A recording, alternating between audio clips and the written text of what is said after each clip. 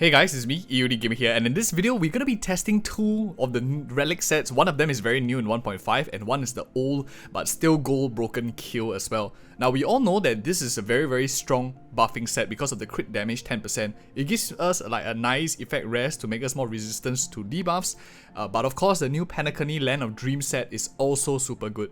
This is 10%, this is 10%. I think the biggest question that a lot of people will be having is this better? Or is this actually better based on like the multiplicative effects? We will be doing some testing towards the end of the video, but first things first, let's talk about a very generic situation. When will you actually use Penacony? When will you prefer to use Broken Keel?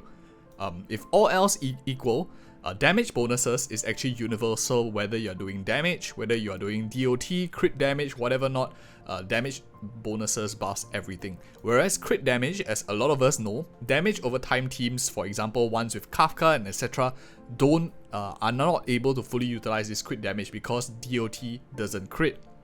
Now that aside, I think then, of course, other than talking about that, we need to compare like the damage numbers of whether crit damage per 10% is actually better than 10% here. But the other restriction, as we can see, Penacony here, is it requires you to play same type teams. What it means is the person that is holding this set, for example, let's go in like the character menu here. If let's say we used Pella for instance, if she is using the set and playing with a character like Jingliu, then she will get the 10% bonus. But if we swap out another DPS, maybe instead of Pella, now Pella together with maybe Kafka or together with Himiko for example, then in that case we won't be making full use of the Penacony set. So for players who have similar typing in the DPS, you don't really like to like run rainbow team comps, rainbow meaning like every one of a different element, in that case I think Penacony will likely be better for mono teams. Especially if that's the major restriction out of all of them. So now let's get back into the menu real quick and see here. So aside from that, if you are totally fine playing mono, you are playing DOT, Penacony, definitely very good.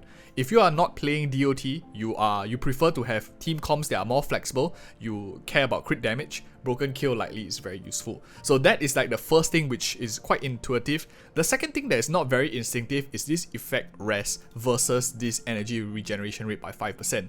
Now 5% may not be seemingly a lot, but some of you who play Tingyun with, for example, Sprightly Von Wack, know that this 5% is critical in order to complete her rotations within a certain set amount of turns.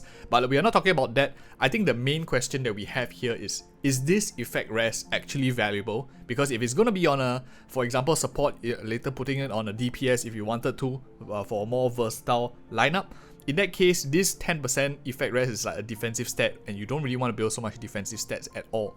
So my argument for Broken Keel is, if you put it, for example, on every single character you have in your team, let's say I have it, for example, on, well, let's see my characters. For example, if I play it on Imbibitor Lune and I play it on Jingliu, I play it on Blade. If my DPSs all have Broken Keel here, as you can see 1, 2, 3, all of them are playing Broken Keel, which means that they can be playing together in the same team and everyone giving each other 10% because this ability does stack. So if I play Jingliu as well as Blade in the same team, instantly they already give like 20% crit damage to every single member of the team. If maybe I play Luota, who also has this Broken Keel in the same team, now everyone is getting 30% crit damage bonus. And I just stack on top one more, like for example, if I play Bronya, where's my Bronya? Right here. So if I play Bronya also, I think I removed her for her light cones for Tingyun, who I'm going to do a showcase later, but she was also using the Broken Keel. So that relic set, you have 40% crit damage to the entire party, and because they are destruction characters, you want them to have a bit more effect rest if they have high aggro draw, which is why Broken Keel is very universal. It gives you the defensive stat that you need, it also provides you a DPS option with a supporting option, super flexible. So that is a situation where I will be using Broken Keel, but for characters, for example like Kafka, if you're playing a Kafka light unit, for now I'm running Fleet of the Ageless because this gives me the 12% attack buff, but I will definitely be considering swapping over to the new sets, especially once I get a decent enough one to replace the current sets that we have in game. I think that's pretty attractive. Other characters that can use the new set is like Pella. Pella is very good because she generally will play with same typing allies, and the reason for that is because of her E4 reduces ice rest by 12%, she defense breaks ice rest down, makes it even more incentive for you to run with a character, for example like Jingliu or similar typing as well. Other than that, harmony characters, any harmony unit, for example like Asta, like Bronya, Tingyun for example, Yukong, and etc, all will benefit from the same type damage buff because harmony characters have access to this light cone called Planetary Rendezvous, which also boosts same type damage. So it's already incentivized for them to play in a similar element, especially since some of them, for example like Asta, I think it's this one here, it buffs fire damage for all of them. So already incentivizing you to play mono elemental teams. So that is like the few key considerations I have when deciding between the two. But now enough talking, I want to actually test. If let's say we are a bit more neutral, I wanted to see whether Jingyuan and Tingyun in this kind of combination, whether does he benefit more from this Broken Keel 10% effect, or does he benefit actually more from the 10% damage bonus. Now because of Broken Keel, I have to make sure that her effect rest is high enough, so I'm going to just slap on a random gear that has enough effect rest real quick. I have tons of effect rest because my rolls are always dog shit, so I'm pretty sure I can find one pretty quickly. Okay, so we got a 2 gear, now our effect rest is above 30%, so we will be proccing that effect too. Now let's go in and do some testing on Jingyuan. I have him at a very high crit rate. Of course, it's not representative because my Jingyuan is like practically naked. If you can see, I'm just putting on random gear here. Light cone, I'm using a 1-star light cone. And I have him at higher crit rate because I just want to see like the number itself and the comparison between them. I don't really care about the damage instance. So any of you who are watching this, these are practically naked characters. So it's not, I hardly use them on my main account for most of the time. So now let's go ahead and test it out. I just want to see some damage numbers. First is the Broken Keel. Okay. So, it doesn't really matter whether I buff him or not. I'm just going to go ahead and smack real quick because the one that is more important is Jingyuan. I want to see the damage numbers on it. So I'm going to just slow it down, press E, and we're going to just do one shot. So let's just look at like the first strike. It was like 349. So let's retreat real quick. What I'm caring about is the percentage difference. I don't really care so much about the absolute number. So 349 real quick. I am going to be switching this out. So as you can see, energy recharge, I'm swapping it for a similar one. Attack here is 38 here. This one is like 35 with some attack percentage here, 3.4. And I'm going to be replacing this one here, which has the 3.4 attack percentage, and remove it. So it's more or less even, maybe 3 attack difference and a bit of speed, but it doesn't really affect for this testing. It's very unfortunate that I had such a good piece on HP percentage set. This is like a perfect 5 roll. This was like a 920, insane. Bad luck there. But now let's get back into it and let's test out the damage numbers for this one, which I think a lot of people will be quite interested to know. So same thing, Tingyun is going to go first, but I'm not going to be caring about her. I'm just going to be smacking real quick, and I want him to use his E. So 349 was the figure. So as you can see here, it's actually higher at 367. A very interesting difference as well.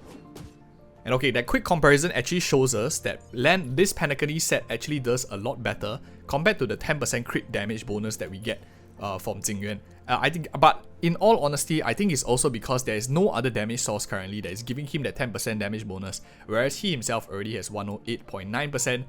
That might change, of course, if I switch now, for example, this towards a set like the Planetary Rendezvous, because a lot of us know the diminishing points of return on particular characters, especially when you keep stacking these damage bonuses, it will get less and less efficient.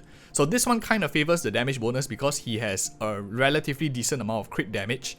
So stacking more crit damage will mean there's diminishing return on that. But now I'm going to slap on Planetary Rendezvous, which gives a lot more same type damage bonus. And let's go and compare it again to see whether there's any diminishing return of any sorts. So same thing, I'm just going to start off with real quick the exact same one. This is for, of course, the Penacony set. Smacking one guy here, and we're going to press E. Let's just look at the first damage instance.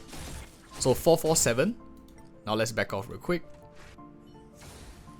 So 447 is for the new Penacony set, and we are testing whether there's any diminishing return of damage bonuses based on like some comparisons that we are doing.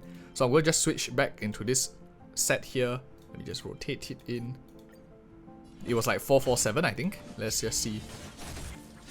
So it's quite clear. It seems that even with the bonuses of like damage bonus and stuff, Jingyuan still does benefit a lot from the new set compared to the old Broken Keel, and I think it's definitely useful. Another question that we of course will want to ask is, the characters benefit more from the effect rest or energy rest recharge, but in Tingyun's case, I think it's pretty clear. Penacony likely is going to be better if you're playing her, especially with Tingyun teams, but if you're playing her maybe with other DPS characters of other elemental typing, like Zealer, like Imbibitor Lune, like Tingliu, in those cases, I think that sticking to Broken Keel will offer you a more variety of ways.